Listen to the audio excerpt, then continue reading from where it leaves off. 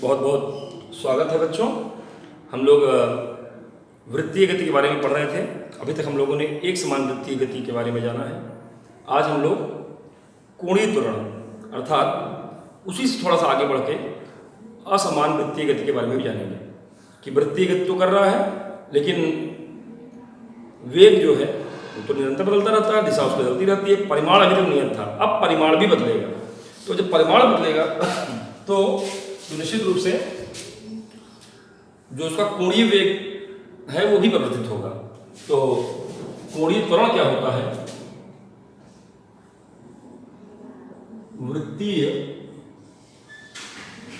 पथ पर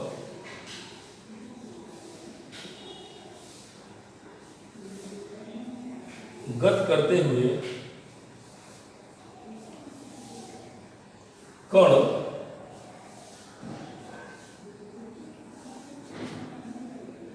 के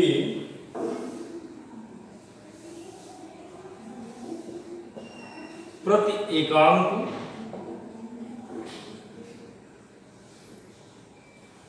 समय में करते हुए कण के प्रति एकांक समय में कोणीय वेग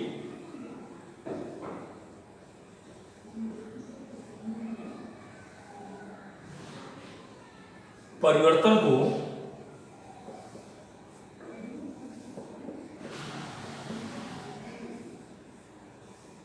कोणीय त्वरण कहते हैं।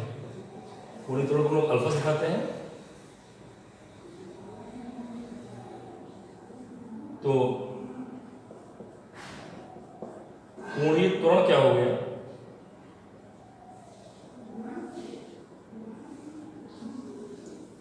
कोणीय वेग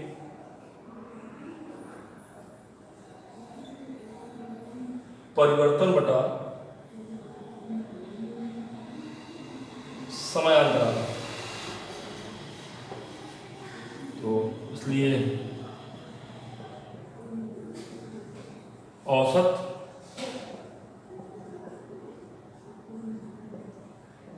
कोणीय त्वरण alpha bar that written in the form of delta omega by delta t, इसको आप omega 2 minus omega 1 upon t के टर्म में भी समझ सकते हैं। और ऐसे ही तात्कालिक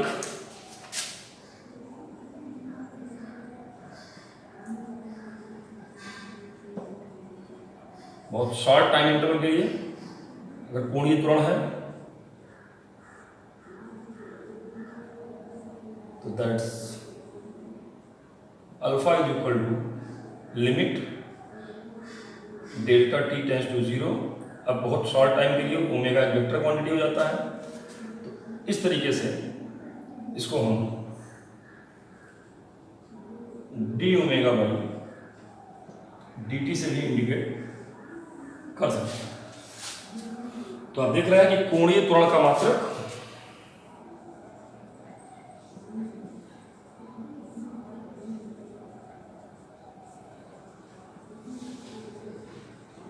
कोणीय त्वरण का मात्रक क्या हो जाएगा? तो कोणीय वेग बटा समय। कोणीय वेग का होता है रेडियन प्रति सेकेंड, और एक बार बटे में टाइम और आ गया तो इसका मतलब यहां पर सेकेंड का स्क्वायर, तथा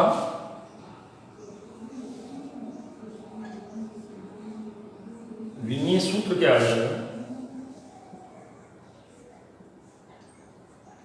तो कोण का कुछ नहीं होता है, विमाहीन होता है, टाइम का टी हो गया तो ये टी की पावर -2 का स्क्वायर।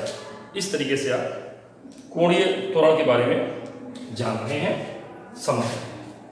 आइए अब हम लोग कोणीय त्वरण जानने के बाद असमान वृत्तीय गति के बारे में समझें।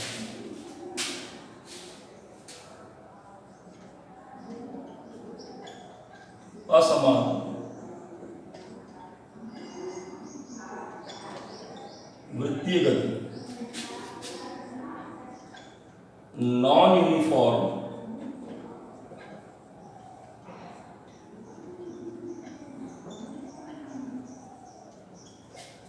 सर्कुलर मोशन, यहां देखिए वृत्तीय गति दिखाई जा रही है और कण के पास दो तरह का त्वरण होगा। एक तो सेंट्रीपिटल फोर्स जो इसकी दिशा बदल रहा था केवल, और अभी चूंकि असमान त्वरण है, अलग अलग वेग से चल रहा है, तो इसका मतलब इसके पास एक टेंजेंशियल एक्सेलरेशन भी होगा। तो अगर नेट एक्सेलरेशन पूछे कितना हो जाएगा, इन दोनों का वेक्टर सम करना पड़ेगा। ये आपके लंबवत है, इस पर रेखीय त्वरण है और एक त्रिज्य त्वरण है, कुल मिला के ये आ गया, और ये मान लीजिए केंद्र साथ में बीटा एंगल बना रहा है। तो आइए पहले असमान वृत्तीय गति समझें और इसके बाद समझें कि यहाँ पर दो तरह के त्वरण, एक हो गया अभिकेंद्र त्वरण और दूसरा स्पर्श रेखीय त्वरण। अभिकेंद्र त्वरण को हम त्रिज्य त्वरण भी कहते हैं, ये त्रिज्या की तरफ लगता है। तो आइए स्पर्श रेखीय त्वरण और अभिकेंद्र त्वरण और दोनों मिलाकर के असमान वृत्तीय गति उत्पन्न करता है। क्योंकि अब वेग का परिमाण भी बदल रहा है, इसलिए यहाँ पर स्पर्श रेखीय त्वरण भी इन्वॉल्व हो रहा है। तो चलिए असमान वृत्तीय गति में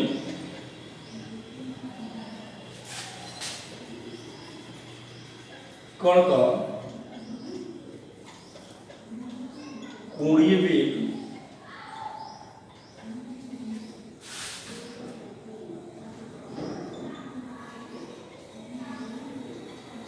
बदलता रहता है। स्पष्ट है कि कण पर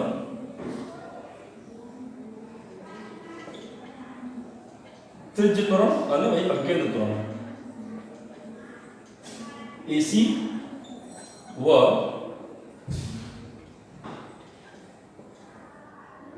स्पर्श रेखीय त्वरण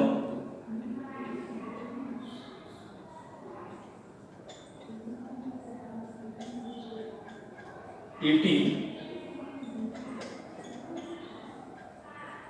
कार्यरत है। तब असमान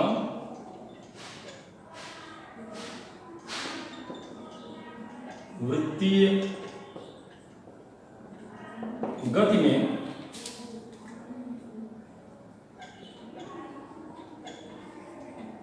परिणामी त्वरण A इन दोनों त्वरणों का सदिश योग हो जाएगा। चलिए, इसलिए परिणामी त्वरण का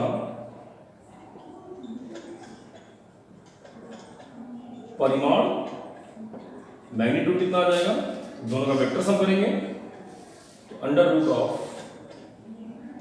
AC square plus AT square, इस तरह से हम परिमाण निकाल सकते हैं। तथा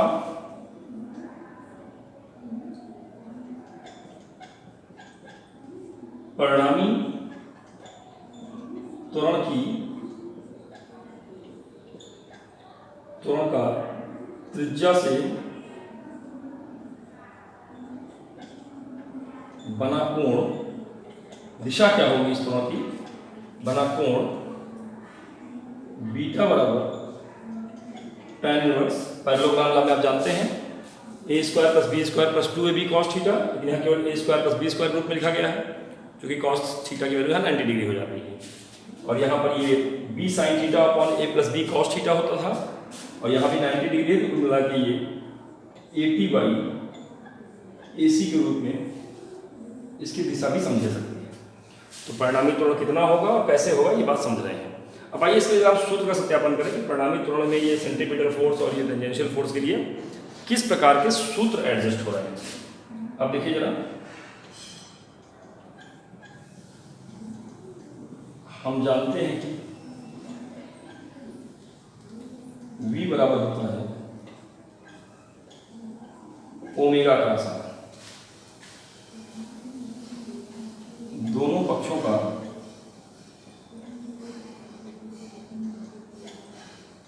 समय t के सापेक्ष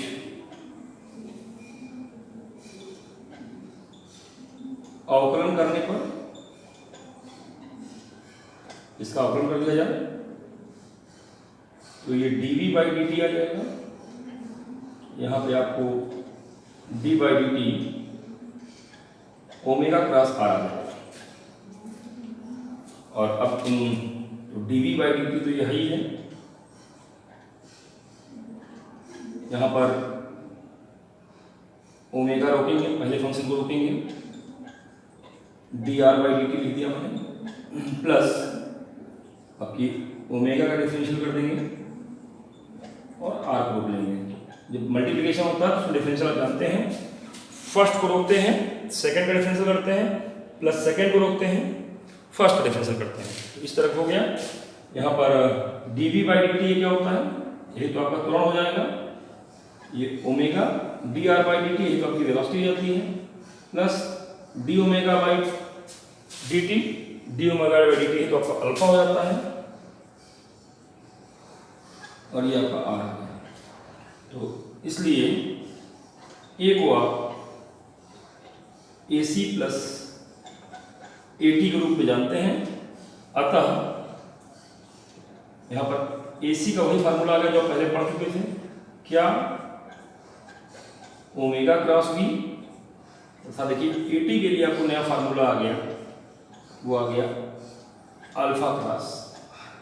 तो ये दोनों फार्मूले आपके, ये तो पहले पढ़े हुए थे आप, ये एक नया फार्मूला आपको मिल गया अल्फा क्रॉस r। यही आपका स्पर्शरेखीय त्वरण का कॉन्सेप्ट है। उम्मीद है ये डेरिवेशंस आपको समझ में आए होंगे। मोस्ट इंपॉर्टेंट, खासकर कोणीय त्वरण, और अभी तक एक समान वृत्तीगति पढ़ रहे थे, आज मैंने आपको असमान वृत्तीगति पढ़ाया। तो अच्छे से तैयारी कीजिए बच्चों, समझिए कि स्पर्शरेखीय त्वरण क्या होता है, तृतीय त्वरण या अभिकेंद्र त्वरण क्या होता है, क्या सूत्र है, कैसे इसके आपस में संबंध है, वेक्टर ऐड कैसे किया गया है, इसको इस फिगर में दिखाई पड़ रहा है। इसी पर आपको अभ्यास करना है। गुड लक बच्चों।